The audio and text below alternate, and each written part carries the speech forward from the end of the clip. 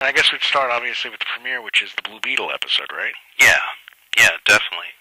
Let's see. Well, the Blue Beetle episode basically sets up the template for the show, meaning the teaser starts out with basically a mini adventure with Batman and another hero. It's like a James Bond teaser, almost. Yeah, it's just a little action thriller. Yeah, it's a James Bond teaser before the main credits. And like the James Bond teasers, a lot of times they don't have anything to do with what comes after the main title music. Right. And so then the meat of the main episode is about we meet Jaime Reyes, the Blue Beetle, the new Blue Beetle, and he's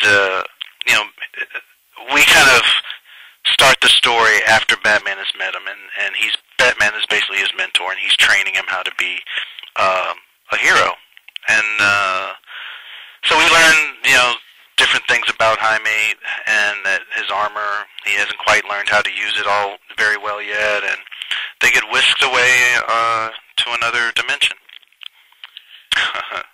Then comedy ensues. So do you see sort of this relationship between them as Batman's very much the mentor, I guess, right? Yeah, he's, again, the thing about the series is that each episode Batman serves a different function. With Green Arrow, they're peers and sort of best friends, but they have a rivalry, and Blue Beetle is a mentor, thing going on there. Right. With other characters, Batman is the one who looks up to the other character, Vice versa. Some guest stars, have an antagonistic relationship with Batman. So each character has a different relationship with Batman, which I think is something we can focus on more on this kind of series.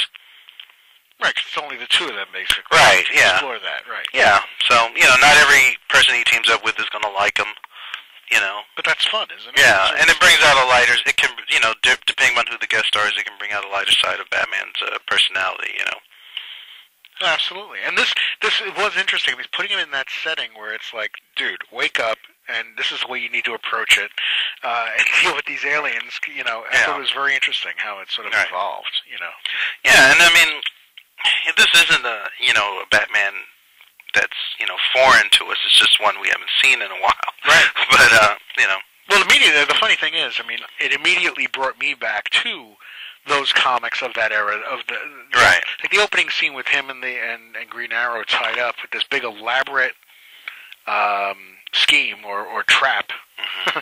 Yeah. It totally reminded me of the TV series and the comics, in the 60s. I realized, thinking about this when I was doing this show, is that my introduction to Batman, and I don't know if this is comic book geekdom starting, but when the first Batman comic I read it was called the 100-Page Spectacular, and it was back in the 70s, right? And it would have a new Batman story in the beginning, and it would be set, contemporary, it was a contemporary story, and then they'd reprint like 4 or 5 stories from all through Batman's history. So you'd have one old one from the early 40s, and then one from the 60s, or one from the 50s. So I'm reading the news story and then seeing, Batman's been around a while. Actually, it didn't even dawn on me the time factor. I would just see, wow, Batman has a different style here, but it was all still Batman.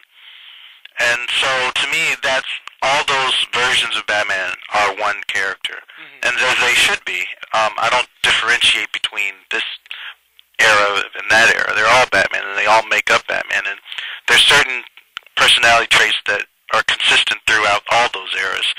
So that's all. I'm just tapping into those. So it's not just taking.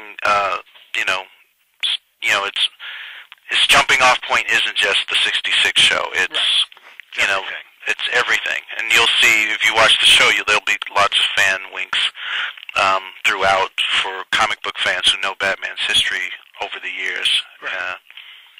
So. Well, look, I've got James Bond on the brain because Quantum of Solace is opening tomorrow. Yeah, right. But to me, Batman is like Bond in the sense of you go from the very serious Connery to the lighter Moore, right, to where we are now with Daniel Craig, and it's right. the same guy. It's just different aspects of him, basically. Exactly, and I think that's the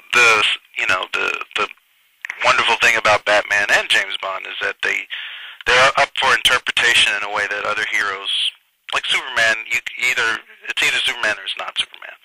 There's certain things you have to have, and there's a certain, just things you expect, and if they're not in the right proportions, if one ingredient is off, it's not that character.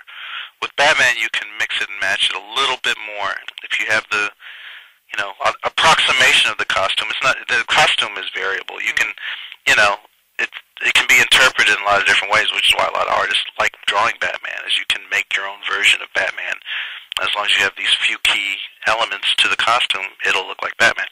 Superman, you can't really mess with, No. He's pretty locked in stone. So, anyway, I think that's the magic of Batman's character, and James Bond, now that you mention it. Yeah.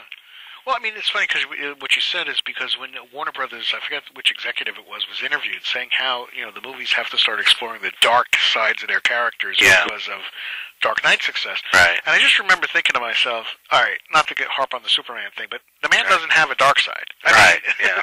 So you don't go there. Exactly. So that to me, it makes sense. So Batman does have all these different colors, though. Sure, yeah. And you can explore him in a lot of variety of ways,